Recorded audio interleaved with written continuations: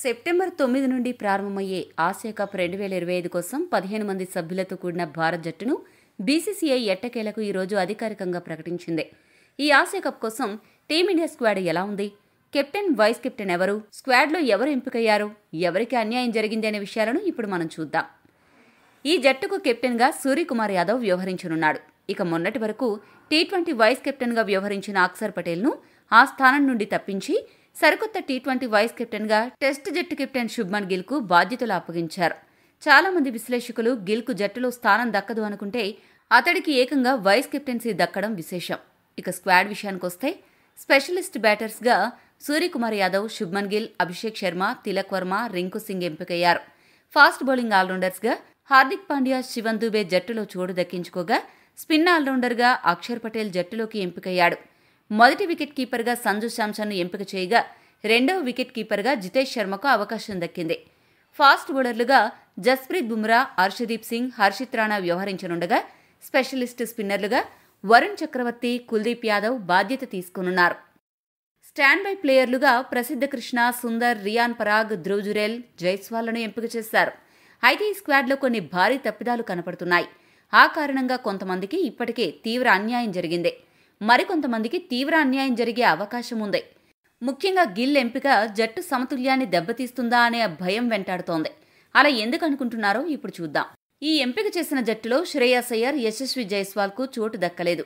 జైస్వాల్కి T20 క్రికెట్లో గిల్ కంటే మెరుగైన ట్రాక్ రికార్డున్నా అతన్ని కాదని గిల్ను ఎంపిక చేయడం చాలా మందికి మింగుడు పడ్డం లేదు. ఇక ఈ మధ్యకాలంలో అయ్యర్ మిడిల్ ఆర్డర్లో అసాధారణ ప్రదర్శన చేస్తున్నాడు. అయినప్పటికీ అయ్యర్ను ఎంపిక చేయలేదు.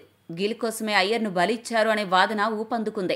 ముందుగా ఊహించినట్లే గిల్ గ్రహణం అయ్యర్ను కమ్మేసింది. అయ్యర్కు కనీసం స్టాండ్ బై ప్లేయర్స్ లిస్టులో కూడా అవకాశం దక్కకపోవడం గమనార్హం.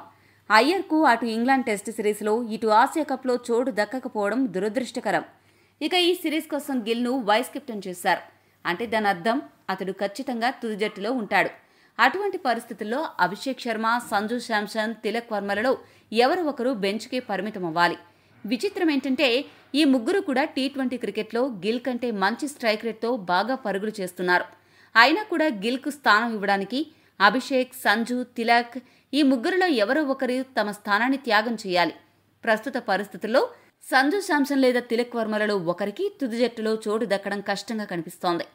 ఇక స్క్వాడ్ ప్రకటించిన తర్వాత అజిత్ అగార్కర్ మీడియాతో మాట్లాడుతూ గతంలో గిల్ టీ20 జట్టుకు వైస్ కెప్టెన్గా వ్యవహరించాడు. అతడిలో మంచి నాయకత్వ లక్షణాలున్నాయి. అందుకే అతడికి తిరిగి ఆ బాధ్యతలు అప్పగించాం.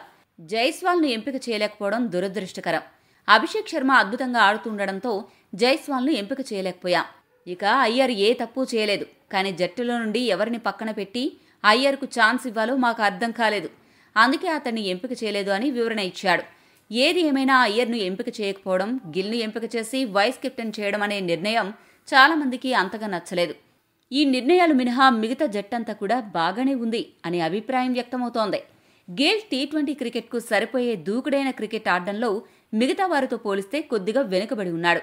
కేవలం అన్ని ఫార్మాట్స్కు ఒకే కెప్టెన్ ఉండాలి అనే ఆలోచనలో భాగంగా బీసీసీఐ తీసుకుంటున్న నిర్ణయాలు బ్యాక్ ఫైర్ అవుతాయేమో అనే ఆందోళన అభిమానుల్లో నెలకొంది. మీ దృష్టిలో ఈ స్క్వాడ్ ఎలా ఉంది? గిల్ను ఎంపిక చేసి వైస్ కెప్టెన్ చేయడం సరైన నిర్ణయమేనా? అయ్యర్ను ఎంపిక చేయకపోవడం కరెక్టా? మీ అభిప్రాయాన్ని కామెంట్ చేయండి. మరిన్ని స్పోర్ట్స్ అప్డేట్స్ కోసం మా ఛానల్ను సబ్స్క్రైబ్ చేసుకోండి.